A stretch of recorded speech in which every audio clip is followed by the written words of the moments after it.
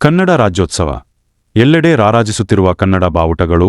November 1ರಂದು ಮಸ್ಕಿಯಲ್ಲಿ ನಡೆಯುವ ಕನ್ನಡ ರಾಜ್ಯೋತ್ಸವವನ್ನು ಅದ್ದೂರಿಯಾಗಿ ಆಚರಿಸಲು ತಾಲ್ಲೂಕು ಆಡಳಿತ ಹಾಗೂ ಪುರಸಭೆ ಸಜ್ಜಾಗಿದೆ.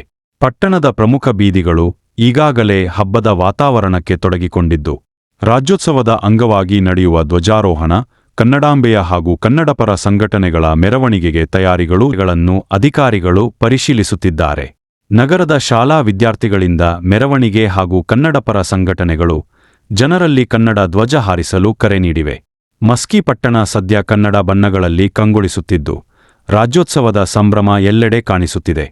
ರಾಜ್ಯೋತ್ಸವ ಕಾರ್ಯಕ್ರಮದಲ್ಲಿ ಹೆಚ್ಚಿನ ಸಂಖ್ಯೆಯಲ್ಲಿ ಕನ್ನಡಾಭಿಮಾನಿಗಳು ಭಾಗವಹಿಸಬೇಕು ಎಂದು ತಹಶೀಲ್ದಾರ ಮಂಜುನಾಥ ಬೋಗಾವತಿ ಕರೆ ನೀಡಿದರು. ಮುಟ್ಟುವ ಮರ ಶ್ರೀಗಂಧದ ಮರದಲ್ಲಿ ಕುಡಿಯುವ ನೀರು ಕಾವೇರಿ. ಎಲ್ಲಾದರೂ ಇರು ಎಂತಾದರೂ